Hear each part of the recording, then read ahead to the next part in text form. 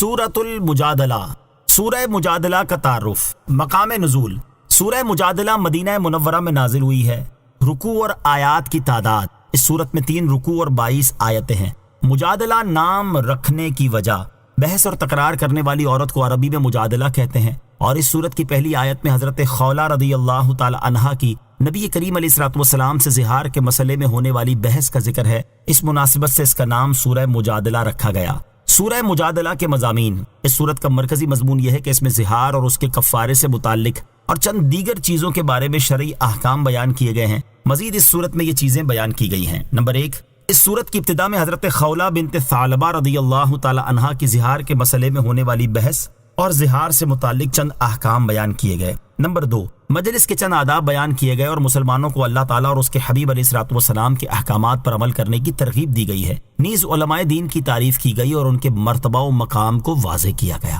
Number 3، ان منافقین کی سرزنش کی گئی جو یہودیوں سے محبت کرتے تھے، مسلمانوں کے راز ان تک پہنچاتے تھے، جھوٹی قسمیں کھاتے تھے، اللہ تعالیٰ اور اس کے حبیب علیہ الصلوۃ والسلام سے عداوت رکھتے اور ان کے احکامات کی مخالفت کرتے تھے۔ نمبر 4، اس سورت کے آخر میں بیان کیا گیا کہ مسلمان کافروں سے محبت نہ رکھیں، اگرچہ وہ ان کے باپ، بیٹے، بھائی اور خاندان کے لوگ ہی کیوں نہ ہوں۔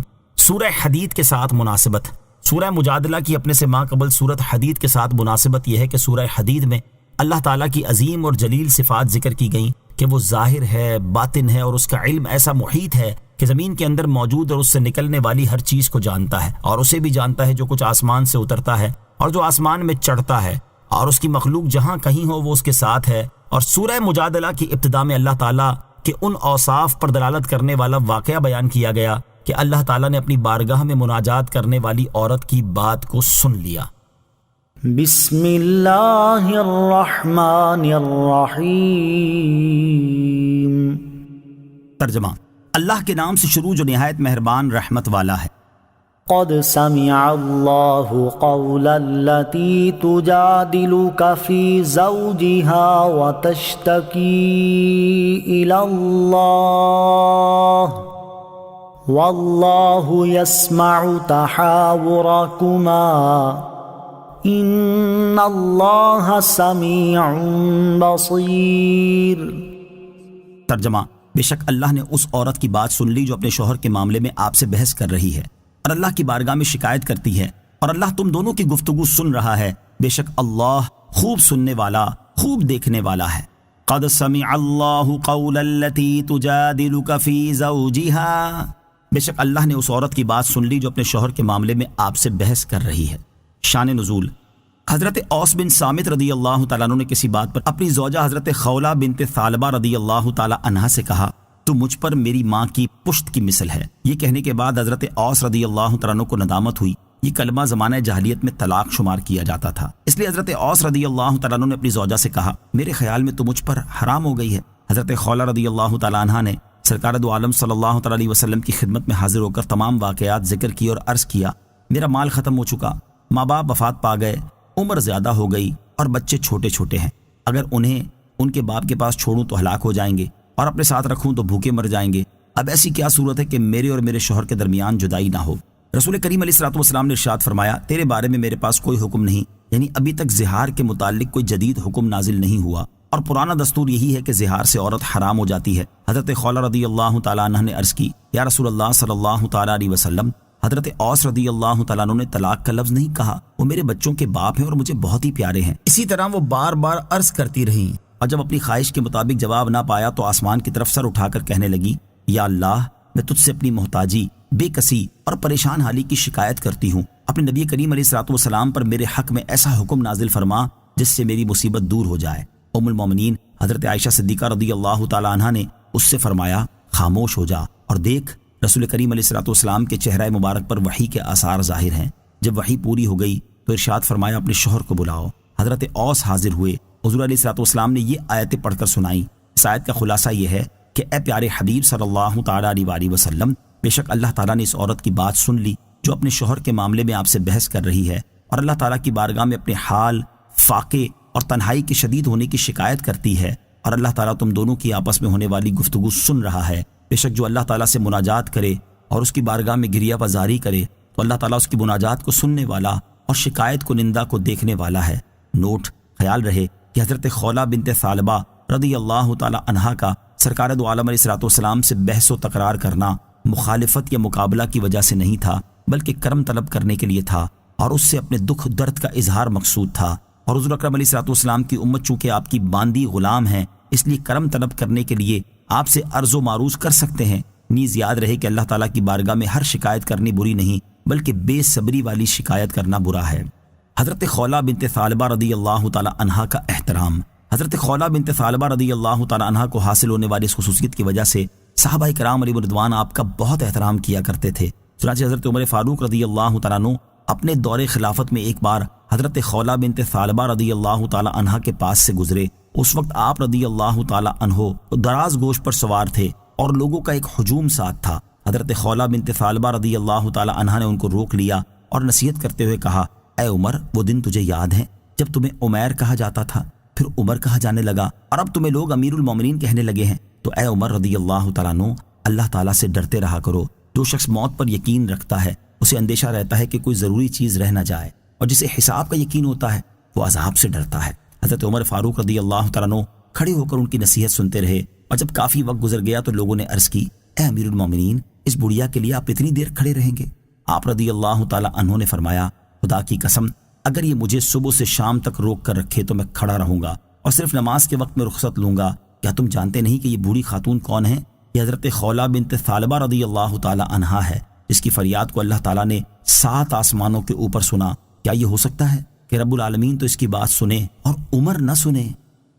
الذين يظاهرون منكم من نسائهم ما هن أمهاتهم إن أمهاتهم إلا اللائي ولدنهم وَإِنَّهُمْ لَيَقُولُونَ مُنكَرًا مِنَ الْقَوْلِ وَزُورًا وَإِنَّ اللَّهَ لَعَفُوٌّ غَفُورٌ۔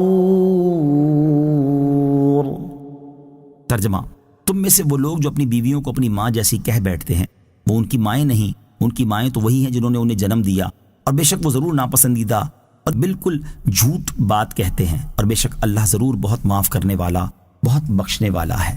الذین یظاہرون منکم من نسائہم، تم میں سے وہ لوگ جو اپنی بیویوں کو اپنی ماں جیسی کہہ بیٹھتے ہیں۔ اس آیت میں زہار کی مذمت بیان کرتے ہوئے ارشاد فرمایا گیا کہ تم میں سے وہ لوگ جو اپنی بیویوں سے زہار کرتے ہیں اور انہیں اپنی ماں جیسی کہہ بیٹھتے ہیں، یہ کہنے سے وہ ان کی مائیں نہیں ہو گئی، بلکہ ان کی مائیں تو وہی ہیں جنہوں نے انہیں جنم دیا ہے۔ اور بے شک زہار کرنے والے بیویوں کو ماں کہہ کر ناپسندیدہ اور بالکل جھوٹ بات کہتے ہیں۔ بیوی کو کسی طرح ماں کے ساتھ تشبیہ دینا ٹھیک نہیں، اور بے شک اللہ تعالیٰ انہیں ضرور معاف کرنے والا اور بخشنے والا ہے۔ زہار کی تعریف اور اس سے متعلق 4 شرعی احکام۔ اس آیت میں زہار کرنے والوں کا ذکر ہوا، اس مناسبت سے یہاں زہار کی تعریف اور اس سے متعلق 4 شرعی احکام سماعت کیجیے۔ چنانچہ صدر الشریعہ مفتی امجد علی اعظمی رحمۃ اللہ تعالی فرماتے ہیں، زہار کے یہ معنی ہے کہ اپنی زوجہ یا اس کی کسی جزو شائع یا ایسے جز کو جو کل سے تعبیر کیا جاتا ہو، ایسی عورت سے تشبیہ دینا جو اس پر ہمیشہ کے لیے حرام ہو، یا اس کے کسی ایسے عضو سے تشبیہ دینا جس کی طرف دیکھنا حرام ہو۔ مثلا بیوی سے کہا، تو مجھ پر میری ماں کی مثل ہے، یا یوں کہا کہ تیرا سر یا تیری گردن یا تیرا نصف میری ماں کی پیٹھ کی مثل ہے۔ اور زہار سے متعلق 4 شرعی احکام سماعت کیجیے۔ نمبر 1، جس عورت سے تشبیہ دی اگر اس کی حرمت عارضی ہے، ہمیشہ کے لیے نہیں، تو زہار نہیں ہوگا۔ مثلا جس سے تشبیہ دی وہ زوجہ کی بہن، یا جس کو 3 طلاقیں دی ہیں، یا مجوسی یا بت پرست عورت ہے، یہ مسلمان یا کتابیہ ہو سکتی ہیں، اور ان کی حرمت دائمی نہ ہونا ظاہر ہے۔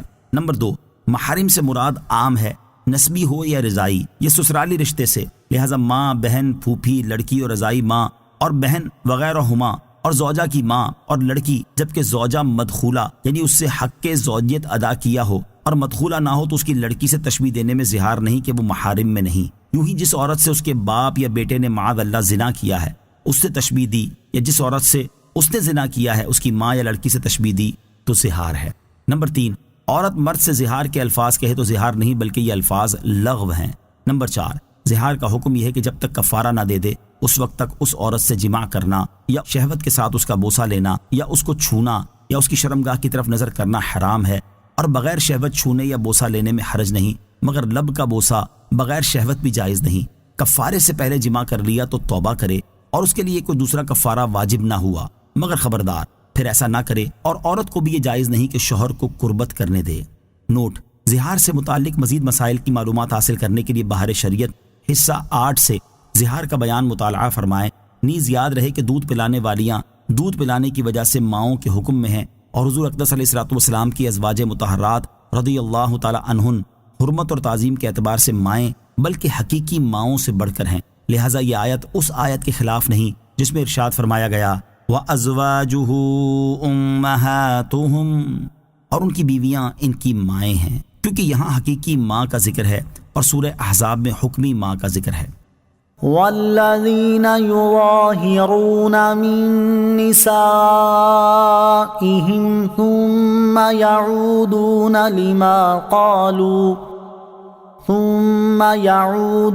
لما قالوا فتحرير رقبة من قبل أن يتماسا ذلكم توعظون به واللہ بما تعملون خبیر۔ ترجمہ: اور وہ جو اپنی بیویوں کو اپنی ماں جیسی کہیں پھر اپنی کہی ہوئی بات کا تدارک تلافی کرنا چاہیں تو اس کا کفارہ میاں بیوی کے ایک دوسرے کو چھونے سے پہلے ایک غلام آزاد کرنا ہے۔ یہ وہ ہے جس کی تمہیں نصیحت کی جاتی ہے اور اللہ تمہارے کاموں سے خوب خبردار ہے۔ والذین یظاہرون من نسائہم، اور وہ جو اپنی بیویوں کو اپنی ماں جیسی کہیں۔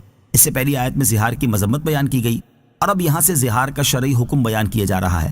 چنانچہ اس آیت کا خلاصہ یہ ہے کہ وہ لوگ جو اپنی بیویوں سے زہار کریں پھر اس زہار کو توڑ دینا اور اس کی وجہ سے ہونے والی حرمت کو ختم کر دینا چاہیں تو ان پر زہار کا کفارہ ادا کرنا لازم ہے، لہٰذا ان پر ضروری ہے کہ ایک دوسرے کو چھونے سے پہلے غلام آزاد کریں۔ یہ وہ حکم ہے جس کے ذریعے تمہیں نصیحت کی جاتی ہے تاکہ تم دوبارہ زہار نہ کرو اور اللہ تعالیٰ کے عذاب سے ڈرو، اور یہ بات یاد رکھو کہ اللہ تعالیٰ تمہارے کاموں سے خبردار ہے اور وہ تمہیں ان کی جزا دے گا، لہٰذا اللہ تعالیٰ نے تمہارے لیے شریعت کی جو حدود مقرر کی ہیں ان کی حفاظت کرو اور کسی حد کو نہ توڑو۔ زہار کا کفارہ کب واجب ہے؟ صدر الشریعہ مفتی امجد علی اعظمی رحمۃ اللہ تعالی فرماتے ہیں زہار کرنے والا جماع کا ارادہ کرے تو کفارہ واجب ہے، اور اگر یہ چاہے کہ وطی نہ کرے اور عورت اس پر حرام ہی رہے تو کفارہ واجب نہیں، اور اگر ارادہ جماع تھا مگر زوجہ مر گئی تو واجب نہ رہا۔ جب غلام پر قدرت ہے اگرچہ وہ خدمت کا غلام ہو تو کفارہ آزاد کرنے ہی سے ہوگا، اور اگر غلام کی استطاعت نہ ہو، خواہ ملتا نہیں یا اس کے پاس دام نہیں، تو کفارے میں پے در پے یعنی مسلسل 2 مہینے کے روزے رکھے، اور اگر اس کے پاس خدمت کا غلام ہے یا مدیون یعنی مقروض ہے اور دین یعنی قرض ادا کرنے کے لیے غلام کے سوا کچھ نہیں، تو ان صورتوں میں بھی روزے وغیرہ سے کفارہ ادا نہیں کر سکتا بلکہ غلام ہی آزاد کرنا ہوگا۔ نوٹ: زہار کے کفارے سے متعلق مزید مسائل کی معلومات حاصل کرنے کے لیے بہار شریعت حصہ 8 سے کفارے کا بیان مطالعہ فرمائیں۔ فمن لم يجد فصيام شهرين متتابعين من قبل أن يتماسا فمن لم يستطع فإطعام 60 مسكينا ذلك لتؤمنوا بالله ورسوله وتلك حدود الله وَلِلْكَافِرِينَ عَذَابٌ أَلِيمٌ۔ ترجمہ: پھر جو شخص غلام نہ پائے تو میاں بیوی کے ایک دوسرے کو چھونے سے پہلے لگاتار 2 مہینے کے روزے رکھنا شوہر پر لازم ہے۔ پھر جو روزے کی طاقت نہ رکھتا ہو تو 60 مسکینوں کو کھانا کھلانا لازم ہے، یہ اس لیے کہ تم اللہ اور اس کے رسول پر ایمان رکھو، اور یہ اللہ کی حدیں ہیں اور کافروں کے لیے دردناک عذاب ہے۔ فمن لم یجد، پھر جو شخص غلام نہ پائے۔ اس آیت میں زہار کے کفارے کی مزید 2 صورتیں بیان کی جا رہی ہیں، چنانچہ آیت کا خلاصہ یہ ہے کہ پھر جسے غلام نہ ملے تو اس صورت میں زہار کا کفارہ یہ ہے کہ میاں بیوی کے ایک دوسرے کو چھونے سے پہلے لگاتار 2 مہینے کے روزے رکھنا شوہر پر لازم ہے۔ پھر جو اتنے روزے رکھنے کی طاقت نہ رکھتا ہو تو اس صورت میں 60 مسکینوں کو کھانا کھلانا شوہر پر لازم ہے۔ یہ حکم اس لیے دیا گیا ہے تاکہ تم اللہ تعالیٰ اور اس کے رسول علیہ الصلوۃ والسلام پر ایمان رکھو، ان کی فرما برداری کرو اور جاہلیت کے طریقے چھوڑ دو۔ اور یہاں جو زہار اور اس کے کفارے کے احکام بیان ہوئے یہ اللہ تعالیٰ کی حدیں ہیں، ان کو توڑنا اور ان سے تجاوز کرنا جائز نہیں، اور کافروں کے لیے قیامت کے دن دردناک عذاب ہے۔ روزے رکھ کر اور مسکینوں کو کھانا کھلا کر زہار کا کفارہ ادا کرنے سے متعلق 10 شرعی مسائل۔ یہاں آیت میں کفارے کی بیان کردہ دو صورتوں سے متعلق 10 شرعی احکام سماعت کیجیے۔ نمبر 1، روزے سے کفارہ ادا کرنے میں یہ شرط ہے کہ نہ اس مدت کے اندر ماہ رمضان ہو، نہ عید الفطر، نہ عید الاضحیٰ، نہ ایام تشریق۔ ہاں اگر مسافر ہے تو ماہ رمضان میں کفارے کی نیت سے روزہ رکھ سکتا ہے، مگر وہ ایام جن میں روزہ رکھنا ممنوع ہے ان میں کسی بھی روزہ رکھنے کی اجازت نہیں۔ نمبر 2، روزے اگر پہلی تاریخ سے رکھے تو دوسرا مہینہ ختم ہونے پر کفارہ ادا ہو گیا، اگرچہ دونوں مہینے 29 دن کے ہوں، جبکہ اگر پہلی تاریخ سے نہ رکھے ہوں تو 60 پورے رکھنے ہوں گے، اور اگر 15 روزے رکھنے کے بعد چاند ہوا تو پھر اس مہینے کے روزے رکھ لیے اور یہ 29 دن کا مہینہ ہو، اس کے بعد 15 دن اور رکھ لیے کہ 59 دن ہوئے، جب بھی کفارہ ادا ہو جائے گا۔ نمبر 3، کفارے کا روزہ توڑ دیا، خاص سفر وغیرہ کسی عذر سے توڑا یا عذر کے بغیر توڑ دیا، یا زہار کرنے والے نے جس عورت سے زہار کیا ان 2 مہینوں کے اندر دن یا رات میں اس سے جان بوجھ کر یا بھول کر صحبت کر لی تو نئے سرے سے روزے رکھے، کیونکہ شرط یہ ہے کہ جماع سے پہلے 2 مہینے کے پے در پہ روزے رکھے، اور ان صورتوں میں یہ شرط نہ پائی گئی۔ نمبر 4، روزے رکھنے پر بھی اگر قدرت نہ ہو کہ بیمار ہے اور صحت یاب ہونے کی امید نہیں یا بہت بوڑھا ہے تو 60 مسکینوں کو دونوں وقت پیٹ بھر کر کھانا کھلائے، اور اس میں یہ اختیار ہے کہ اکٹھے 60 مسکینوں کو کھلا دے یا متفرق طور پر، مگر شرط یہ ہے کہ اس دوران روزے رکھنے پر قدرت حاصل نہ ہو، ورنہ کھلانا صدقہ نفل ہوگا اور کفارے میں روزے رکھنے ہوں گے۔ اور اگر ایک وقت 60 کو کھلایا اور دوسرے وقت میں اس کے علاوہ دوسرے 60 مسکینوں کو کھلایا تو کفارہ ادا نہ ہوا، بلکہ ضروری ہے کہ پہلے یا بعد والے مسکینوں کو پھر ایک وقت کھلائے۔ نمبر 5، شرط یہ ہے کہ جن مسکینوں کو کھانا کھلایا ہو ان میں کوئی ایسا نابالغ نہ ہو جو بالغ ہونے کے قریب ہو۔ ہاں اگر ایک جوان کی پوری خوراک کا اسے مالک کر دیا تو کافی ہے۔ نمبر 6، یہ بھی ہو سکتا ہے کہ ہر مسکین کو صدقہ فطر کی مقدار یعنی نصف سا تقریباً 2 کلو گندم یا 1 سا تقریباً 4 کلو جو یا ان کی قیمت کا مالک کر دیا جائے، مگر مباح کر دینا کافی نہیں بلکہ مالک بنانا ضروری ہے، اور یہ انہی لوگوں کو دے سکتے ہیں جنہیں صدقہ فطر دے سکتے ہیں۔ اور یہ بھی ہو سکتا ہے کہ صبح کو کھلائے اور شام کے لیے قیمت دے دے، یا شام کو کھلائے اور صبح کے لیے کھانے کی قیمت دے دے، یا 2 دن صبح کو یا شام کو کھلائے یا 30 کو کھلائے اور 30 کو دے دے۔ غرض یہ کہ 60 کی تعداد جس طرح چاہے پوری کرے، اس کا اختیار ہے۔ نمبر 7، کھلانے میں پیٹ بھر کر کھلانا شرط ہے، اگرچہ تھوڑے ہی کھانے میں سیر ہو جائیں، اور اگر پہلے ہی سے کوئی سیر تھا تو اس کا کھانا کافی نہیں، اور بہتر یہ کہ گندم کی روٹی اور سالن کھلائے، اور اس سے اچھا کھانا ہو تو اور بہتر، اور جو کی روٹی ہو تو سالن ضروری ہے۔ نمبر 8، ایک مسکین کو 60 دن تک دونوں وقت کھلایا یا ہر روز صدقہ فطر کی مقدار اسے دے دیا جب بھی کفارہ ادا ہو گیا، اور اگر ایک ہی دن میں ایک مسکین کو سب دے دیا یا ایک دفعہ میں یا 60 دفعہ کر کے یا اس کو سب مباح کرنے کے طور پر دیا تو صرف اس ایک دن کا ادا ہوا۔ یوں ہی اگر 30 مساکین کو 1 سا گندم دی یا 2 سا جو دیے تو صرف 30 کو دینا قرار پائے گا، یعنی 30 مساکین کو پھر دینا پڑے گا۔ یہ اس صورت میں ہے کہ ایک دن میں دیے ہوں، اور اگر 2 دنوں میں دیے ہوں تو جائز ہے۔ نمبر 9، 120 مسکینوں کو ایک وقت کھانا کھلا دیا تو کفارہ ادا نہ ہوا، بلکہ ضروری ہے کہ ان میں سے 60 کو پھر ایک وقت کھلائے، خواہ اسی دن یا کسی دوسرے دن، اور اگر وہ نہ ملے تو دوسرے 60 مسکینوں کو دونوں وقت کھلائے۔ نمبر 10، زہار میں یہ ضروری ہے کہ قربت سے پہلے 60 مساکین کو کھلا دے، اور اگر ابھی پورے 60 مساکین کو کھلا نہیں چکا ہے اور درمیان میں وطی کر لی تو اگرچہ یہ حرام ہے، مگر جتنوں کو کھلا چکا ہے وہ باطل نہ ہوا، باقیوں کو کھلا دے، نئے سرے سے پھر 60 کو کھلانا ضروری نہیں۔ ان الذين يحادون الله ورسوله كبتوا كما كبت الذين من قبلهم وقد انزلنا آيات بينات وللكافرين عذاب مهين۔ ترجمہ، بے شک وہ لوگ جو اللہ اور اس کے رسول کی مخالفت کرتے ہیں انہیں ذلیل و رسوا کر دیا جائے گا جیسے ان سے پہلے لوگ ذلیل و رسوا کر دیے گئے، اور بے شک ہم نے روشن آیتیں اتاری اور کافروں کے لیے رسوا کر دینے والا عذاب ہے۔ ان الذین یحادون اللہ ورسولہ، بے شک وہ لوگ جو اللہ اور اس کے رسول کی مخالفت کرتے ہیں۔ اس سے پہلی آیت میں اللہ تعالیٰ کی حدوں کی حفاظت اور دین اسلام کے دیے ہوئے احکام کی پابندی کرنے کی تاکید کی گئی، اور اس آیت میں ان لوگوں کے لیے وعید بیان کی گئی ہے جو ان کی مخالفت کرتے اور ان کا انکار کرتے ہیں۔ چنانچہ اس آیت کا خلاصہ یہ ہے کہ بے شک وہ لوگ جو اللہ تعالیٰ اور اس کے رسول علیہ الصلوۃ والسلام کے احکام کی مخالفت کرتے ہیں وہ ایسے ہی ذلیل کیے جائیں گے جیسے ان سے پہلے لوگ رسولوں علیہ الصلوۃ والسلام کی مخالفت کرنے کے سبب ذلیل و رسوا کر دیے گئے۔ اور یہ ذلت اس لیے ہوگی کہ بے شک ہم نے رسولوں علیہ الصلوۃ والسلام کی صداقت پر دلالت کرنے والی اور واضح احکام پر مشتمل روشن آیتیں اتاری، اس کے باوجود انہوں نے مخالفت کی، اور یہ تو دنیا کی سزا ہے، جبکہ آخرت میں ان آیتوں کا انکار کرنے والے کافروں کے لیے رسوا کر دینے والا عذاب ہے۔ آیت ان الذین یحادون اللہ ورسولہ سے حاصل ہونے والی معلومات۔ اس آیت سے دو باتیں معلوم ہوئی۔ نمبر ایک، حضور اقدس علیہ الصلوۃ والسلام کی مخالفت اللہ تعالیٰ کی مخالفت ہے۔ نمبر دو، اس آیت میں اللہ تعالیٰ کی بارگاہ کے مقبول بندوں کے دشمن کو جنگ کا اعلان بھی ہے اور اس کے مغلوب ہونے کا اعلان بھی۔ یوم یبعثهم اللہ جمیعا فینبئهم بما عملوا احصاہ اللہ ونسوہ واللہ علی کل شیء شہید۔ ترجمہ، جس دن اللہ ان سب کو دوبارہ زندہ کر کے اٹھائے گا، پھر وہ انہیں ان کے اعمال بتائے گا۔ اللہ نے ان اعمال کو گن رکھا ہے اور وہ لوگ انہیں بھول گئے ہیں، اور اللہ ہر چیز پر گواہ ہے۔ یوم یبعثهم اللہ جمیعا، جس دن اللہ ان سب کو دوبارہ زندہ کر کے اٹھائے گا، یعنی کافروں کو رسوا کر دینے والا عذاب اس دن ہوگا جس دن اللہ تعالیٰ ان سب کو مرنے کے بعد دوبارہ زندہ کرے گا، یہاں تک کہ کسی ایک کو باقی نہ چھوڑے گا۔ پھر انہیں رسوا اور شرمندہ کرنے کے لیے ان کے اعمال بتائے گا، کیونکہ اللہ تعالیٰ نے ان کے تمام اعمال کو گن رکھا ہے، جبکہ وہ لوگ بے فکری اور توجہ نہ ہونے کے سبب دنیا میں کیے ہوئے اپنے اعمال بھول گئے ہیں۔ اور اللہ تعالیٰ کی شان یہ ہے کہ وہ ہر چیز پر گواہ ہے اور اس سے کچھ بھی چھپا ہوا نہیں ہے۔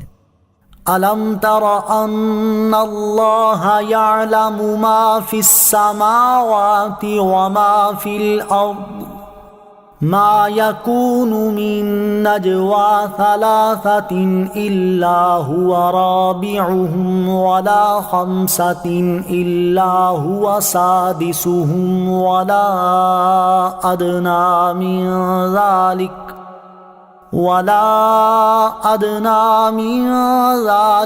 وَلَا أَكْثَرَ إِلَّا هُوَ مَعَهُمْ أَيْنَمَا كَانُوا ثُمَّ يُنَبِّئُهُم بِمَا عَمِلُوا يَوْمَ الْقِيَامَةِ إِنَّ اللَّهَ بِكُلِّ شَيْءٍ عَلِيمٌ۔ ترجمہ، اے بندے، کیا تو نے نہ دیکھا کہ اللہ جانتا ہے جو کچھ آسمانوں میں اور جو کچھ زمین میں ہے؟ جہاں کہیں 3 شخصوں کی سرگوشی ہو تو ان میں چوتھا اللہ ہی ہے، اور 5 کی سرگوشی ہو تو وہ اللہ ہی ان کا چھٹا ہوتا ہے، اور اس سے کم اور اس سے زیادہ جتنے بھی لوگ ہوں اللہ ان کے ساتھ ہوتا ہے۔ وہ جہاں کہیں بھی ہوں پھر اللہ انہیں قیامت کے دن بتا دے گا جو کچھ انہوں نے کیا، بے شک اللہ ہر چیز کو خوب جانتا ہے۔ الم ترى، اے بندے کیا تو نے نہ دیکھا؟ اس سے پہلی آیت کے آخر میں بیان ہوا کہ اللہ تعالیٰ ہر چیز پر گواہ ہے، اور اس آیت میں تاکید کے ساتھ یہ بات بیان کی جا رہی ہے کہ اللہ تعالیٰ تمام معلومات کو جانتا ہے۔ چنانچہ آیت کا خلاصہ یہ ہے کہ اے سننے والے، کیا تو نے نہ دیکھا کہ جو کچھ آسمانوں میں اور جو کچھ زمین میں ہے سب اللہ تعالیٰ جانتا ہے، اس سے کچھ بھی پوشیدہ نہیں، حتیٰ کہ جہاں کہیں 3 شخص سرگوشی سے بات کریں اور اپنے راز آپس میں ایک دوسرے کو آہستہ آواز سے بتائیں اور اپنی مشاورت پر کسی کو مطلع نہ کریں، تو ان میں چوتھا اللہ تعالیٰ ہی ہے جو ان کا مشاہدہ کرتا ہے، ان کی سرگوشی اور ان کے رازوں کو جانتا ہے۔ اور اگر 5 لوگ سرگوشی سے بات کریں تو وہ اللہ تعالیٰ ہی ان کا چھٹا ہوتا ہے، اور یہ چیز اسی تعداد پر موقوف نہیں بلکہ 3 سے کم اور 5 سے زیادہ جتنے بھی لوگ ہوں، اللہ تعالیٰ اپنے علم و قدرت سے ان سب کے ساتھ ہوتا ہے، خواہ وہ جہاں کہیں بھی ہوں۔ پھر اللہ تعالیٰ انہیں قیامت کے دن بتا دے گا جو کچھ انہوں نے کیا، اور انہیں ان کے اعمال کی جزا دے گا، بے شک اللہ تعالیٰ سب کچھ جانتا ہے۔ أَلَمْ تَرَ إِلَى الَّذِينَ نُهُوا عَنِ النَّجْوَى ثُمَّ يَعُودُونَ لِمَا نُهُوا عَنْهُ وَيَتَنَاجَوْنَ بِالْإِثْمِ وَالْعُدْوَانِ وَمَعْصِيَةِ الرَّسُولِ وَإِذَا جَاءُوكَ حَيَّوْكَ بِمَا لَمْ يُحَيِّكَ بِهِ اللَّهُ وَيَقُولُونَ فِي أَنفُسِهِمْ لَوْلَا يُعَذِّبُنَا اللَّهُ بِمَا نَقُولُ حَسْبُهُمْ جَهَنَّمُ يَصْلَوْنَهَا فَبِئْسَ الْمَصِيرُ۔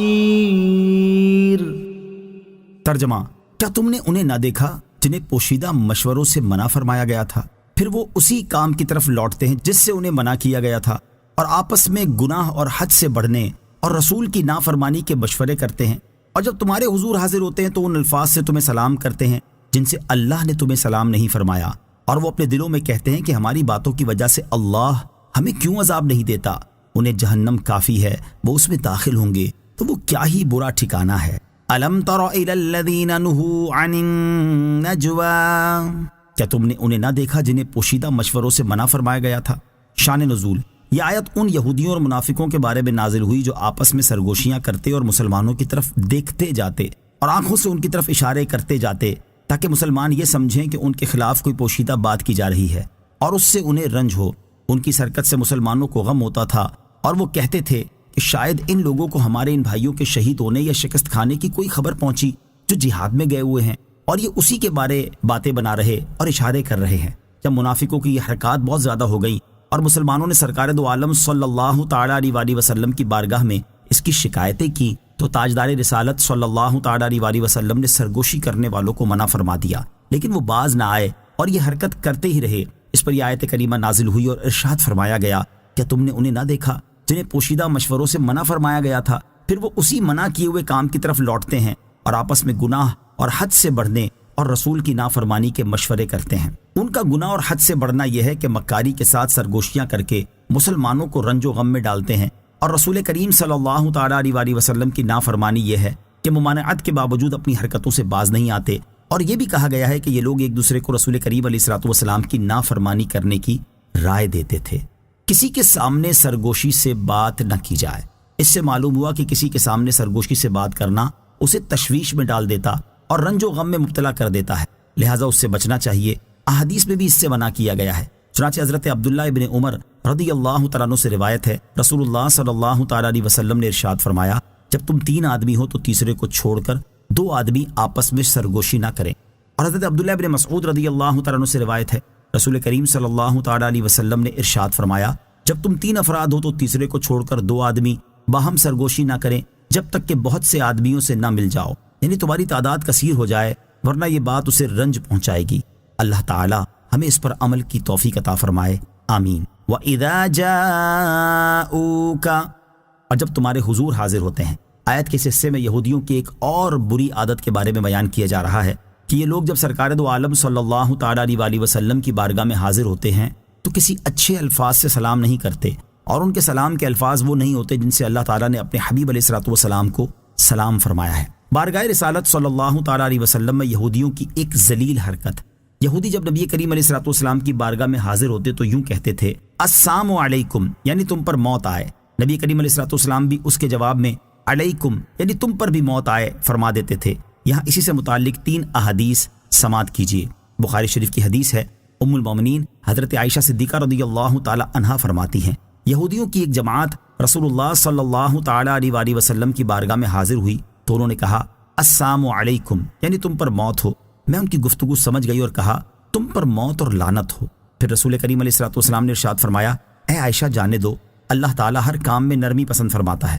میں نے عرض کی، یا رسول اللہ صلی اللہ تعالیٰ علیہ وسلم، کیا آپ نے سنا نہیں کہ انہوں نے کیا کہا تھا؟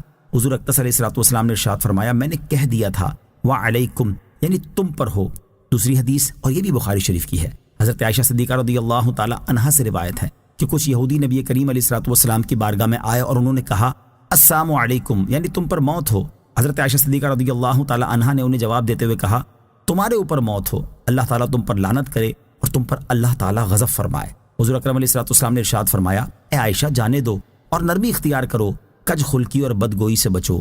حضرت عائشہ رضی اللہ تعالی عنہا نے عرض کی، جو انہوں نے کہا وہ آپ نے سنا نہیں؟ ارشاد فرمایا کہ تم نے وہ نہیں سنا جو میں نے کہا؟ میں نے وہی بات ان پر لوٹا دی تھی، بس ان کے بارے میں میرے الفاظ شرف قبولیت حاصل کر گئے اور میرے بارے میں ان کے الفاظ قبول نہیں ہوئے۔ حدیث نمبر 3، ترمذی شریف کی حدیث، حضرت انس رضی اللہ تعالیٰ عنہ فرماتے ہیں، ایک یہودی نبی کریم علیہ الصلوۃ والسلام اور صحابہ کرام علیہم رضوان کی مجلس میں آیا اور اس نے کہا، السلام علیکم۔ صحابہ کرام نے اسے جواب دیا تو آپ نے ارشاد فرمایا، تم جانتے ہو کہ اس نے کیا کہا؟ صحابہ کرام نے عرض کی، اللہ تعالیٰ اور اس کا رسول صلی اللہ تعالیٰ علیہ وسلم زیادہ جانتے ہیں۔ یا رسول اللہ صلی اللہ تعالیٰ علیہ وسلم، ہمارے خیال میں اس نے سلام کیا تھا۔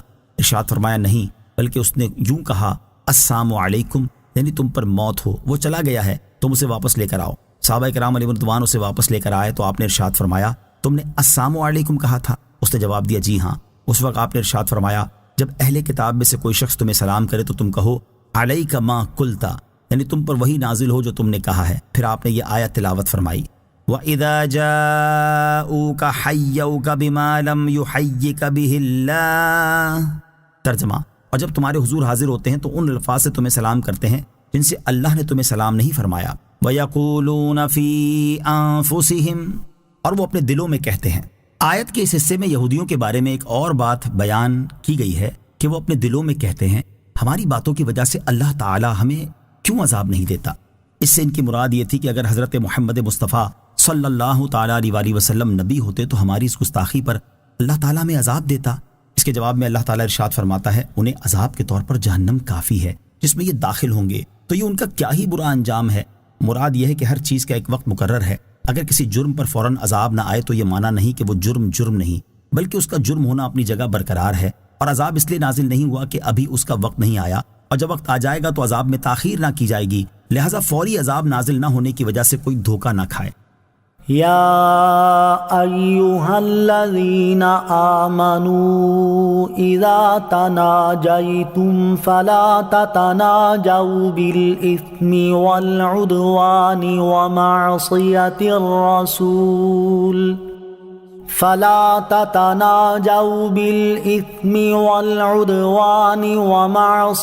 الرسول وتناجوا بالبر والتقوى واتقوا اللہ الذی الیہ تحشرون۔ ترجمہ، اے ایمان والو، جب تم آپس میں مشورہ کرو تو گناہ اور حد سے بڑھنے اور رسول کی نافرمانی کا مشورہ نہ کرو، اور نیکی اور پرہیزگاری کا مشورہ کرو، اور اس اللہ سے ڈرو جس کی طرف تمہیں اکٹھا کیا جائے گا۔ یا ایھا الذین آمنوا اذا تناجیتم، اے ایمان والو جب تم آپس میں مشورہ کرو۔ اس سے پہلی آیت میں گناہ، حد سے بڑھنے اور رسول کریم علیہ الصلوۃ والسلام کی نافرمانی کے بارے میں مشورے کرنے پر یہودیوں اور منافقوں کی مذمت بیان کی گئی، اور اس آیت میں حضور اقدس صلی اللہ تعالیٰ علیہ وسلم کے صحابہ کرام رضی اللہ تعالیٰ عنہم کو ان جیسے طریقے سے پرہیز کرنے کا حکم دیا جا رہا ہے۔ چنانچہ اس آیت کا خلاصہ یہ ہے کہ اے ایمان والو، تم جب آپس میں مشورہ کرو تو یہودیوں اور منافقوں کی طرح گناہ، حد سے بڑھنے اور رسول اکرم علیہ الصلوۃ والسلام کی نافرمانی کا مشورہ نہ کرنا، بلکہ نیکی اور پرہیزگاری کا مشورہ کرنا، اور اس اللہ تعالیٰ سے ڈرتے رہنا جس کی طرف تم اٹھائے جاؤ گے، اور وہ تمہیں تمہارے اعمال کی جزا دے گا۔ بعض مفسرین کے نزدیک اس آیت میں منافقوں سے خطاب ہے، اور آیت کا معنی یہ ہے کہ اے اپنی زبان سے ایمان لانے والو، تم جب آپس میں مشورہ کرو تو گناہ، حد سے بڑھنے اور رسول کریم علیہ الصلوۃ والسلام کی نافرمانی کا مشورہ نہ کرو، بلکہ نیکی اور پرہیزگاری کا مشورہ کرو، اور اس اللہ تعالیٰ سے ڈرو جس کی طرف تم حساب کے لیے اٹھائے جاؤ گے، تو وہ تمہیں تمہارے مشوروں کی جزا دے گا۔ آیت یا ایھا الذین آمنوا اذا تناجیتم سے حاصل ہونے والی معلومات۔ اس آیت سے 4 باتیں معلوم ہوئیں۔ نمبر 1، مسلمان صلاح مشورے مسلمانوں ہی سے کریں، کفار سے نہ کریں، اور انہیں اپنا مشیر وغیرہ نہ بنائیں۔ نمبر 2، آپس میں مشورے بھی اچھے ہی کریں، برے نہ کریں۔ نمبر 3، مسلمانوں کی خلوت بھی جلوت کی طرح پاکیزہ ہونی چاہیے۔ نمبر 4، تنہائی میں بھی حضور اکرم صلی اللہ تعالیٰ علیہ وسلم کا ادب و احترام ملحوظ رکھے۔ مبارک ہے وہ عالم جو اپنی تنہائی میں حضور پر نور علیہ الصلوۃ والسلام کے فضائل سوچے، اور بدنصیب ہے وہ شخص جس کا وقت حضور اقدس علیہ الصلوۃ والسلام کی توہین کے بارے سوچنے میں گزرے۔ انما النجوى من الشيطان ليحزن الذين آمنوا وليس بضارهم شيئا إلا بإذن الله وعلى الله فليتوكل المؤمنون۔ ترجمہ، وہ پوشیدہ مشورہ تو شیطان ہی کی طرف سے ہے تاکہ وہ ایمان والوں کو غمگین کرے، اور وہ اللہ کے حکم کے بغیر ایمان والوں کا کچھ بھی نہیں بگاڑ سکتا، اور مسلمانوں کو تو اللہ ہی پر بھروسہ کرنا چاہیے۔ انما النجوى من الشیطان، پوشیدہ مشورہ تو شیطان ہی کی طرف سے ہے۔ ارشاد فرمایا کہ وہ مشورہ تو شیطان ہی کی طرف سے ہے جس میں گناہ، حد سے بڑھنا اور رسول کریم صلی اللہ تعالیٰ علیہ وسلم کی نافرمانی ہو، اور شیطان اپنے دوستوں کو اس پر ابھارتا ہے تاکہ وہ ایمان والوں کو غمگین کر دے، اور وہ اللہ تعالیٰ کے حکم کے بغیر مسلمانوں کا کچھ نہیں بگاڑ سکتا، اور مسلمانوں کو اللہ تعالیٰ ہی پر بھروسہ کرنا چاہیے، کیونکہ اللہ تعالیٰ پر بھروسہ کرنے والا نقصان میں نہیں رہتا۔ یا ایھا الذین آمنوا اذا قیل لکم تفسحوا فی المجالس فافسحوا یفسح اللہ لکم وَإِذَا قِيلَ انشُزُوا فَانشُزُوا يَرْفَعِ اللَّهُ الَّذِينَ آمَنُوا مِنكُمْ وَالَّذِينَ أُوتُوا الْعِلْمَ دَرَجَاتٍ وَاللَّهُ بِمَا تَعْمَلُونَ خَبِيرٌ۔ ترجمہ: اے ایمان والو، جب تم سے کہا جائے کہ مجلسوں میں جگہ کشادہ کرو تو جگہ کشادہ کر دو، اللہ تمہارے لیے جگہ کشادہ فرمائے گا، اور جب کہا جائے کھڑے ہو جاؤ تو کھڑے ہو جایا کرو، اللہ تم میں سے ایمان والوں کے اور ان کے درجات بلند فرماتا ہے جنہیں علم دیا گیا، اور اللہ تمہارے کاموں سے خوب خبردار ہے۔ یا ایھا الذین آمنوا، اے ایمان والو۔ شان نزول: نبی کریم علیہ الصلوۃ والسلام غزوہ بدر میں حاضر ہونے والے صحابہ کرام علیہ رضوان کی عزت کرتے تھے۔ ایک روز چند بدری صحابہ کرام رضی اللہ تعالیٰ عنہم ایسے وقت پہنچے جبکہ مجلس شریف بھر چکی تھی۔ انہوں نے حضور اقدس علیہ الصلوۃ والسلام کے سامنے کھڑے ہو کر سلام عرض کیا۔ حضور پرنور علیہ الصلوۃ والسلام نے جواب دیا، پھر انہوں نے حاضرین کو سلام کیا تو انہوں نے جواب دیا، پھر وہ اس انتظار میں کھڑے رہے کہ ان کے لیے مجلس شریف میں جگہ بنائی جائے، مگر کسی نے جگہ نہ دی۔ سرکار دو عالم علیہ الصلوۃ والسلام کو یہ چیز گراں گزری تو آپ نے اپنے قریب والوں کو اٹھا کر ان کے لیے جگہ بنا دی۔ اٹھنے والوں کو اٹھنا شاق ہوا تو اس پر یہ آیت کریمہ نازل ہوئی اور ارشاد فرمایا گیا، اے ایمان والو، جب تم سے کہا جائے کہ مجلسوں میں جگہ کشادہ کرو تو جگہ کشادہ کر دو، اللہ تعالیٰ تمہارے لیے جنت میں جگہ کشادہ فرمائے گا، اور جب تمہیں اپنی جگہ سے کھڑے ہونے کا کہا جائے تاکہ جگہ کشادہ ہو جائے تو کھڑے ہو جایا کرو، اللہ تعالیٰ اپنی اور اپنے حبیب علیہ الصلوۃ والسلام کی اطاعت کے باعث تم میں سے ایمان والوں کے اور ان کے درجات بلند فرماتا ہے جن کو علم دیا گیا ہے، اور اللہ تعالیٰ تمہارے کاموں سے خبردار ہے۔ بزرگان دین کی تعظیم کرنا سنت ہے۔ اس آیت کے شان نزول سے معلوم ہوا کہ بزرگان دین کے لیے جگہ چھوڑنا اور ان کی تعظیم کرنا جائز بلکہ سنت ہے، حتیٰ کہ مسجد میں بھی ان کی تعظیم کر سکتے ہیں، کیونکہ یہ واقعہ مسجد نبوی شریف میں ہی ہوا تھا۔ یاد رہے کہ حدیث شریف میں بزرگان دین اور دینی پیشواؤں کی تعظیم و توقیر کا باقاعدہ حکم بھی دیا گیا ہے۔ چنانچہ حضرت ابو ہریرہ رضی اللہ تعالی عنہ سے روایت ہے، سید المرسلین صلی اللہ تعالی علیہ وسلم نے ارشاد فرمایا، جن سے تم علم حاصل کرتے ہو ان کے لیے عاجزی اختیار کرو، اور جن کو تم علم سکھاتے ہو ان کے لیے تواضع اختیار کرو، اور سرکش عالم نہ بنو۔ لہذا ہر مسلمان کو چاہیے کہ وہ بزرگان دین کی تعظیم کرتا رہے اور ان کی بے ادبی کرنے سے بچے۔ اللہ تعالی ہمیں ادب و تعظیم کی توفیق عطا فرمائے، آمین۔ مسلمانوں کی تعظیم کرنے کی ترغیب۔ اس آیت سے معلوم ہوا کہ ایک مسلمان کا اپنے دوسرے مسلمان بھائی کی تعظیم کرنا اللہ تعالیٰ کو بہت پیارا ہے، کیونکہ اس پر اللہ تعالیٰ نے اجر و ثواب کا وعدہ فرمایا ہے۔ لہٰذا مسلمانوں کو چاہیے کہ ایک دوسرے کی تعظیم کیا کریں۔ حضرت ابو موسیٰ اشعری رضی اللہ تعالی عنہ سے روایت ہے، نبی اکرم صلی اللہ تعالی علیہ وسلم نے ارشاد فرمایا، بوڑھے مسلمان کی تعظیم کرنا اور اس حامل قرآن کی تعظیم کرنا جو قرآن میں غلو نہ کرے اور اس کے احکام پر عمل کرے، اور عادل سلطان کی تعظیم کرنا اللہ تعالیٰ کی تعظیم کرنے میں داخل ہے۔ فضیلت اور مرتبے والوں کو اگلی صفوں میں بٹھایا جا سکتا ہے۔ یاد رہے کہ مجلس کے آداب میں یہ بات شامل ہے کہ جو شخص پہلے آ کر بیٹھ چکا ہو اسے اس کی جگہ سے نہ اٹھایا جائے، سوائے کسی بڑی ضرورت کے، یا یوں کہ اہم حضرات کے لیے نمایاں جگہ بنا دی جائے، جیسے دینی و دنیاوی دونوں قسم کی مجلسوں میں سرکردہ حضرات کو اسٹیج پر یہ سب سے آگے جگہ دی جاتی ہے، اور ویسے یہ ہونا چاہیے کہ بڑے اور سمجھدار حضرات سننے کے لیے زیادہ قریب بیٹھیں۔ حضرت ابو مسعود انصاری رضی اللہ تعالیٰ عنہ سے روایت ہے، نبی کریم علیہ الصلوۃ والسلام نے ارشاد فرمایا، تم میں سے جو لوگ بالغ اور عقل مند ہیں انہیں میرے قریب کھڑے ہونا چاہیے، پھر جو ان کے قریب ہوں، پھر جو ان کے قریب ہوں۔ اور حضرت عائشہ صدیقہ رضی اللہ تعالی عنہا سے روایت ہے، حضور پر نور علیہ الصلوۃ والسلام نے ارشاد فرمایا، لوگوں سے ان کے مرتبے اور منصب کے مطابق معاملہ کرو۔ فضیلت اور مرتبے والے خود کسی کو اٹھا کر اس کی جگہ نہ بیٹھیں۔ فضیلت اور مرتبہ رکھنے والے حضرات کو چاہیے کہ وہ خود کسی کو اٹھا کر اس کی جگہ پر نہ بیٹھیں، کیونکہ کثیر احادیث میں حضور اقدس علیہ الصلوۃ والسلام نے اس سے منع فرمایا ہے۔ جیسا کہ حضرت عبداللہ ابن عمر رضی اللہ تعالی عنہما سے روایت ہے، سرکار دو عالم صلی اللہ تعالی علیہ وسلم نے ارشاد فرمایا، کوئی شخص مجلس میں سے کسی کو اٹھا کر خود اس کی جگہ پر نہ بیٹھے۔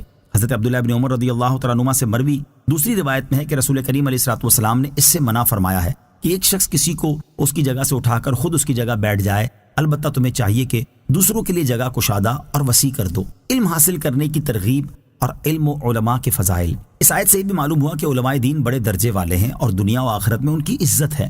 جب اللہ تعالیٰ نے ان کے درجات کی بلندی کا وعدہ کیا ہے تو انہیں اس کے فضل و کرم سے دنیا و آخرت میں عزت ضرور ملے گی۔ حضرت حسن بصری رضی اللہ تعالیٰ عنہ فرماتے ہیں، حضرت عبداللہ ابن مسعود رضی اللہ تعالیٰ عنہ نے اسی آیت کی تلاوت کرنے کے بعد فرمایا، اے لوگو، اس آیت کو سمجھو اور علم حاصل کرنے کی طرف راغب ہو جاؤ، کیونکہ اللہ تعالیٰ ارشاد فرماتا ہے کہ وہ مومن عالم کو اس مومن سے بلند درجات عطا فرمائے گا جو عالم نہیں ہے۔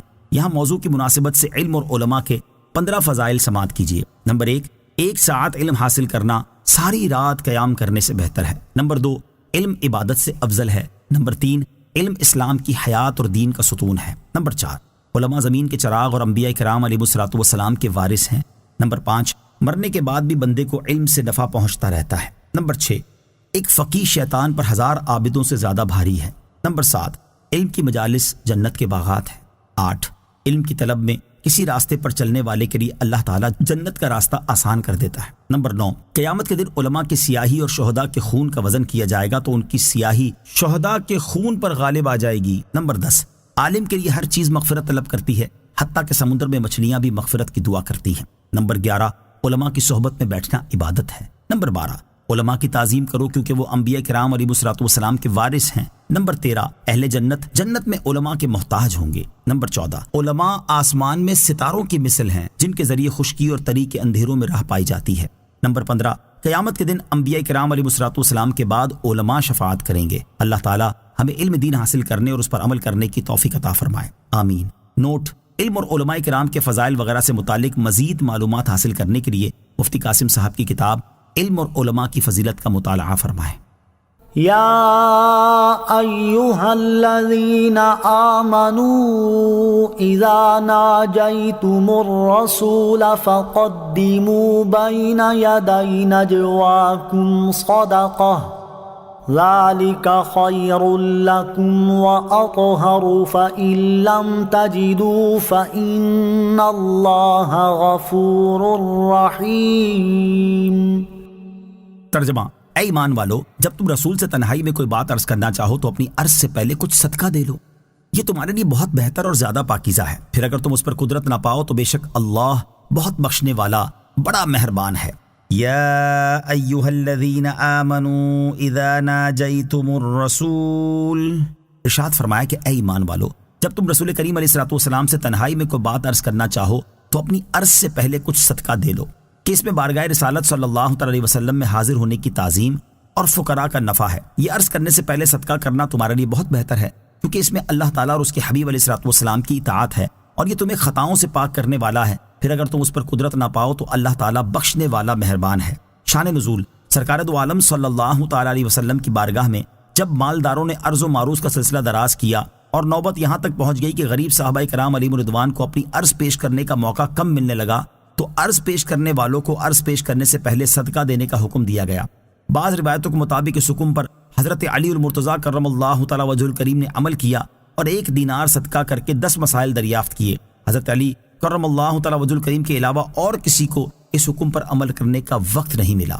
اولیاء کرام کے مزارات پر شیرینی لے جانے کی دلیل: اس آیت مبارکہ سے یہ ثابت ہوتا ہے کہ اولیاء کرام رحمت اللہ تعالی علیہم کے مزارات پر صدقہ کرنے کے لیے شیرینی وغیرہ لے کر جانا جائز ہے۔ چنانچہ صدر الافاضل مفتی نعیم الدین مراد آبادی رحمت اللہ تعالی علیہ فرماتے ہیں، حضرت مترجب قدس سرہ یعنی سیدی اعلیٰ حضرت امام محمد رضا خان رحمت اللہ تعالی علیہ نے فرمایا کہ اس کی اصل ہے جو مزارات اولیاء پر تصدق کے لیے شیرینی وغیرہ لے جاتے ہیں۔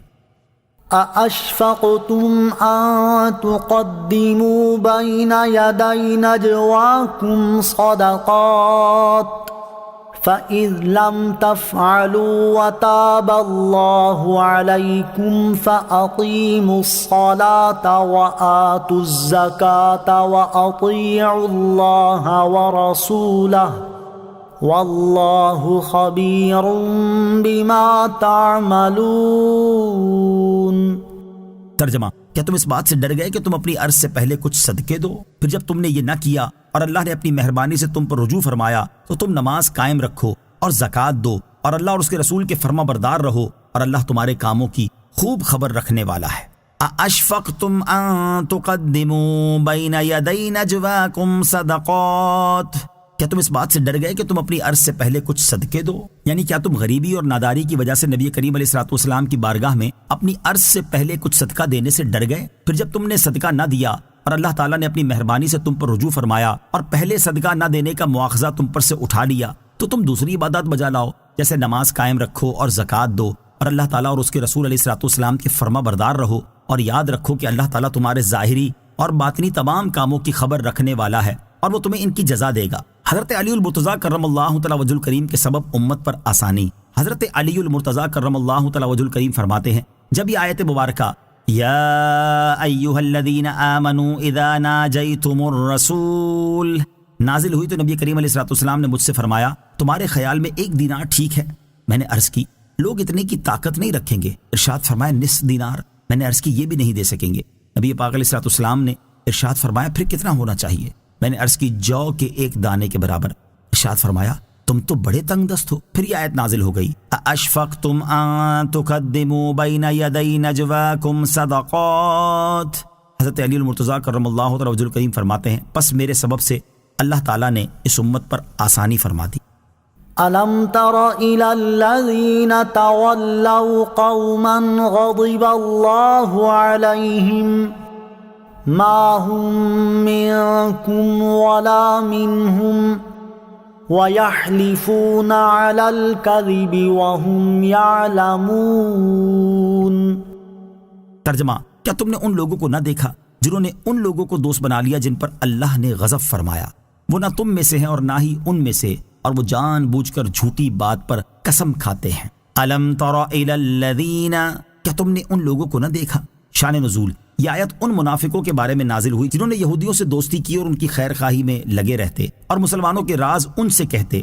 ان کے بارے میں ارشاد فرمایا گیا کہ اے سننے والے کیا تم نے ان لوگوں کو نہ دیکھا جنہوں نے یہودیوں کو دوست بنا لیا جن پر اللہ تعالیٰ نے غضب فرمایا ہے، اور ان کا حال یہ ہے کہ نہ مسلمان ہیں نہ یہودی بلکہ منافق ہیں۔ منافقوں کے تذبذب کا حال، منافقوں کے اسی تذبذب کا حال بیان کرتے ہوئے ایک اور مقام پر اللہ تعالیٰ نے ارشاد فرمایا مذبذبین بین ذلک لا الہ ہؤلاء ولا الہ ہؤلاء ومن یضلل اللہ فلن تجد له سبیلا۔ ترجمہ درمیان میں ڈگمگا رہے ہیں، نہ ان کی طرف ہیں نہ ان کی طرف، اور جسے اللہ گمراہ کرے تو تم اس کے لیے کوئی راستہ نہ پاؤ گے۔ اور حضرت عبداللہ ابن عمر رضی اللہ تعالیٰ عنہما سے روایت ہے نبی کریم صلی اللہ تعالیٰ علیہ وسلم نے ارشاد فرمایا منافقوں کی مثال اس بکری جیسی ہے جو 2 ریوڑوں کے درمیان متردد ہو، کبھی اس ریوڑ میں جاتی ہے اور کبھی اس ریوڑ میں۔ وَيَحْلِفُونَ عَلَى الْكَذِبِ وَهُمْ يَعْلَمُونَ اور وہ جان بوجھ کر جھوٹی بات پر قسم کھاتے ہیں۔ شان نزول یہ آیت عبداللہ بن نبتل منافق کے بارے میں نازل ہوئی جو رسول کریم صلی اللہ تعالیٰ علیہ وسلم کی مجلس میں حاضر رہتا اور یہاں کی بات یہودیوں کے پاس پہنچاتا۔ ایک روز حضور اقدس صلی اللہ تعالیٰ علیہ وسلم دولت سرائے اقدس میں تشریف فرما تھے۔ آپ نے ارشاد فرمایا اس وقت ایک آدمی آئے گا جس کا دل انتہائی سخت ہے اور وہ شیطان کی آنکھوں سے دیکھتا ہے۔ تھوڑی دیر بعد عبداللہ بن نبتل آیا، اس کی آنکھیں نیلی تھیں۔ حضور اکرم علیہ الصلوۃ والسلام نے اس سے ارشاد فرمایا تو اور تیرے ساتھی ہمیں کیوں گالیاں دیتے ہیں؟ وہ قسم کھا گیا کہ ایسا نہیں کرتا اور اپنے یاروں کو بھی لے آیا، انہوں نے بھی قسم کھائی کہ ہم نے آپ کو گالی نہیں دی۔ اس پر یہ آیت کریمہ نازل ہوئی اعد اللہ لهم عذابا شدیدا انہم ساء ما كانوا يعملون اتخذوا ایمانهم جنة فصدوا عن سبیل اللہ فلهم عذاب مہین لن تغنی عنهم اموالهم ولا اولادهم من اللہ شیئا اولئک اصحاب النار هم فیها خالدون۔ ترجمہ اللہ نے ان کے لیے سخت عذاب تیار کر رکھا ہے، بے شک وہ بہت ہی برے کام کرتے ہیں۔ انہوں نے اپنی قسموں کو ڈھال بنا لیا ہے، تو انہوں نے اللہ کی راہ سے روکا تو ان کے لیے رسوا کر دینے والا عذاب ہے۔ ان کے مال اور ان کی اولاد اللہ کے سامنے انہیں ہرگز کچھ کام نہ دیں گے، وہ دوزخی ہیں، وہ اس میں ہمیشہ رہیں گے۔ اعد اللہ لہم عذابا شدیدا اللہ نے ان کے لیے سخت عذاب تیار کر رکھا ہے۔ اس آیت اور اس کے بعد والی 2 آیات کا خلاصہ یہ ہے کہ منافقوں کے اس طرز عمل کی وجہ سے اللہ تعالیٰ نے ان کے لیے سخت عذاب تیار کر رکھا ہے۔ بے شک وہ لوگ بہت ہی برے کام کرتے ہیں، اور ان کے برے کاموں میں سے ایک یہ ہے کہ انہوں نے اپنی جھوٹی قسموں کو اپنی جان و مال کی حفاظت کے لیے ڈھال بنا لیا ہے، پھر اپنی حیلہ سازی سے دوسروں کو بھی اللہ تعالیٰ کی راہ میں جہاد کرنے اور دین اسلام میں داخل ہونے سے روکتے ہیں، تو ان کے کفر اور راہ خدا سے روکنے کی بنا پر ان کے لیے آخرت میں رسوا کر دینے والا عذاب ہے۔ ان کے مال اور ان کی اولاد اللہ تعالیٰ کے سامنے انہیں کچھ کام نہ دیں گے، اور قیامت کے دن انہیں عذاب الہی سے بچا نہ سکیں گے، وہ دوزخی ہیں اور اس میں ہمیشہ رہیں گے۔ يوم يبعثهم الله جميعا فيحلفون له كما يحلفون لكم ويحسبون أنهم على شيء ألا إنهم هم الكاذبون۔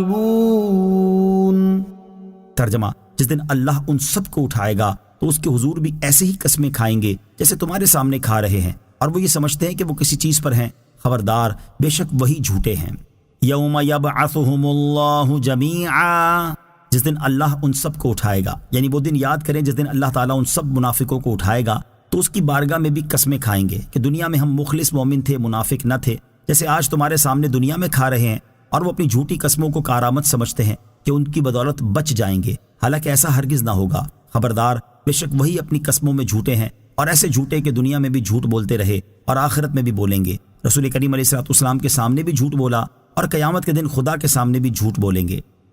استحوذ عليهم الشيطان فأنساهم ذكر الله أولئك حزب الشيطان ألا إن حزب الشيطان هم الخاسرون۔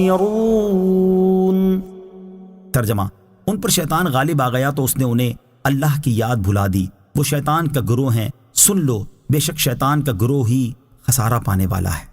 استحوذ علیہم الشیطان، ان پر شیطان غالب آ گیا، یعنی منافقوں کا یہ حال اس لیے ہوا کہ ان پر شیطان غالب آ گیا ہے، جس کی وجہ سے ان کی اپنی سوچ سمجھ ختم ہو چکی ہے۔ شیطان انہیں جن کاموں میں چاہتا ہے لگا دیتا ہے، اور جب ان کی یہ حالت ہوگی تو پھر انہیں اللہ تعالیٰ کے ذکر کی کب پرواہ ہوگی، اور یہ کب اپنے رب عز و جل کو یاد کریں گے۔ وہ منافق شیطان کے گروہ ہیں، اور سن لو بے شک شیطان کا گروہ ہی خسارہ پانے والا ہے کہ جنت کی دائمی نعمتوں سے محروم اور جہنم کے ابدی عذاب میں گرفتار ہوگا۔ شیطان کے غلبے کی ایک علامت تفسیر مدارک میں ہے۔ شاہ کرمانی رحمۃ اللہ تعالی فرماتے ہیں، بندے پر شیطان کے غالب آنے کی علامت یہ ہے کہ شیطان اسے کھانے پینے اور پہننے میں مشغول کر دیتا ہے، بندے کے دل کو اللہ تعالیٰ کی نعمتوں اور اس کے انعامات میں غور و فکر کرنے اور ان نعمتوں کا شکر ادا کرنے سے غافل کر دیتا ہے، بندے کو اس کے رب تعالیٰ کا ذکر کرنے سے غافل کر کے جھوٹ، غیبت اور بہتان تراشی میں مصروف کر دیتا ہے، اور بندے کے دل میں دنیا کا مال جمع کرنے اور دنیا سنوارنے کی لگن ڈال کر اسے غور و فکر کرنے اور اپنے انجام کے بارے میں سوچنے سے غافل کر دیتا ہے۔ ان علامات کو سامنے رکھتے ہوئے ہر مسلمان کو چاہیے کہ وہ اپنے حال اور اپنے اعمال پر غور کرے۔ اگر اس میں مذکورہ بالا علامات نہیں پائی جاتی تو اللہ تعالیٰ کا شکر ادا کرے اور اس سے مزید توفیق اور استقامت حاصل ہونے کی دعا کرتا رہے، اور اگر اس میں یہ علامات پائی جاتی ہیں تو اسے چاہیے کہ فوراً ہوشیار ہو جائے اور اپنے اوپر سے شیطان کا غلبہ دور کرنے کی کوششوں میں مصروف ہو جائے، تاکہ قیامت کے دن شیطان کے گروہ میں شامل ہونے اور ان جیسے برے انجام سے بچ سکے۔ اللہ تعالیٰ ہمارے حال پر رحم فرمائے اور ہمیں شیطان پر غلبہ نصیب فرمائے، آمین۔ ان الذين يحادون الله ورسوله اولئك في الاذلين۔ ترجمہ، بے شک وہ لوگ جو اللہ اور اس کے رسول کی مخالفت کرتے ہیں وہ سب سے زیادہ ذلیلوں میں ہیں۔ ان الذين يحادون الله ورسوله، بے شک وہ لوگ جو اللہ اور اس کے رسول کی مخالفت کرتے ہیں، یعنی بے شک وہ لوگ جو اللہ تعالیٰ اور اس کے رسول علیہ الصلوۃ والسلام سے عداوت رکھتے اور ان کے احکامات کی مخالفت کرتے ہیں، وہ اللہ تعالیٰ کے نزدیک سب سے زیادہ ذلیل لوگوں میں شامل ہیں۔ اس سے معلوم ہوا کہ حضور اکرم علیہ الصلوۃ والسلام کی مخالفت اللہ تعالیٰ کی مخالفت ہے، کیونکہ زمانہ رسالت کے کفار و منافقین اپنے گمان میں اللہ تعالیٰ کی مخالفت نہیں کرتے تھے، بلکہ کافر تو کفر بھی یہ سمجھ کر کرتا تھا کہ اللہ تعالیٰ اس سے راضی ہے۔ البتہ وہ حضور پرنور علیہ الصلوۃ والسلام کی مخالفت کرتے ہیں اور اسے اللہ تعالیٰ نے اپنی مخالفت فرمایا ہے۔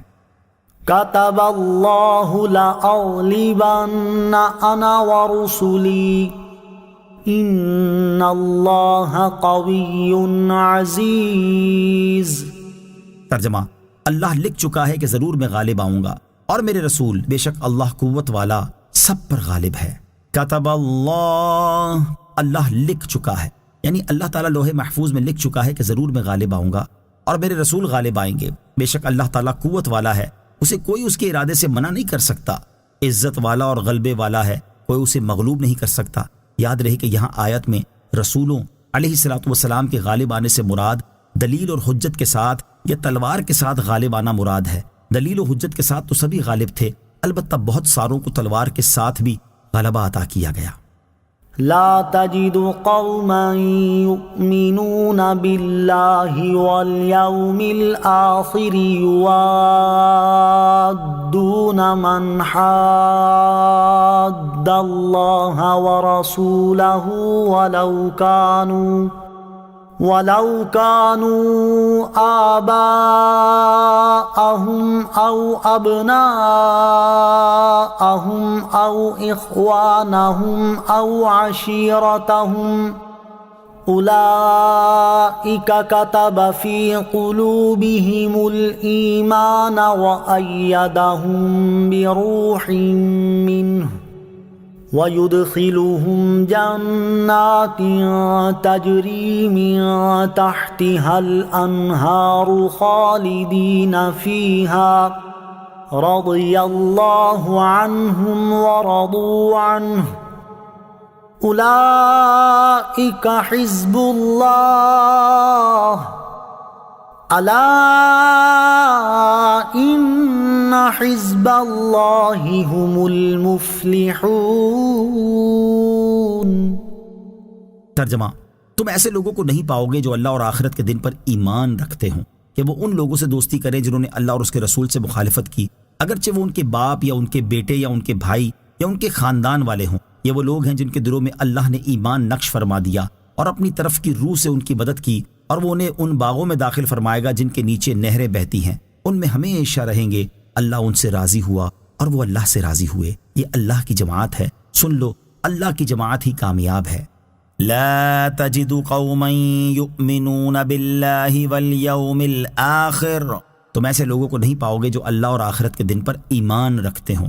کافروں سے دوستی کے بارے میں منافقوں کا حال بیان کرنے کے بعد یہاں سے مخلص ایمان والوں کا حال بیان کیا جا رہا ہے کہ اے پیارے حبیب صلی اللہ تعالیٰ علیہ وسلم، جو لوگ اللہ تعالیٰ اور آخرت کے دن پر سچا ایمان رکھتے ہیں، آپ انہیں ایسا نہیں پائیں گے کہ وہ ان لوگوں سے دوستی کریں جنہوں نے اللہ تعالیٰ اور اس کے رسول علیہ الصلوۃ والسلام سے مخالفت کی، یعنی ان سے یہ ہو ہی نہیں سکتا اور ان کی یہ شان ہی نہیں اور ان کا ایمان اس کو گوارا ہی نہیں کرتا کہ خدا اور رسول کے دشمن سے دوستی کرے، اگرچہ وہ ان کے باپ یا بیٹے یا بھائی یا خاندان والے ہوں۔ یہ وہ لوگ ہیں جن کے دلوں میں اللہ تعالیٰ نے ایمان نقش فرما دیا ہے اور اپنی طرف کی روح سے ان کی مدد کی، اور وہ انہیں ان باغوں میں داخل فرمائے گا جن کے نیچے نہریں بہتی ہیں، ان میں ہمیشہ رہیں گے۔ اللہ تعالیٰ ان کے ایمان، اخلاص اور طاعت کے سبب ان سے راضی ہوا، اور وہ اللہ تعالیٰ کی رحمت اور اس کے کرم سے راضی ہوئے۔ یہ اللہ تعالیٰ کی جماعت ہے، سن لو، اللہ تعالیٰ کی جماعت ہی کامیاب ہے کہ یہ جہنم کے عذاب سے محفوظ رہیں گے اور جنت کی عظیم الشان دائمی نعمتیں ہمیشہ کے لیے پائیں گے۔ مسلمان اللہ تعالیٰ اور اس کے حبیب علیہ الصلوۃ والسلام کے گستاخوں سے دوستی نہیں کر سکتا۔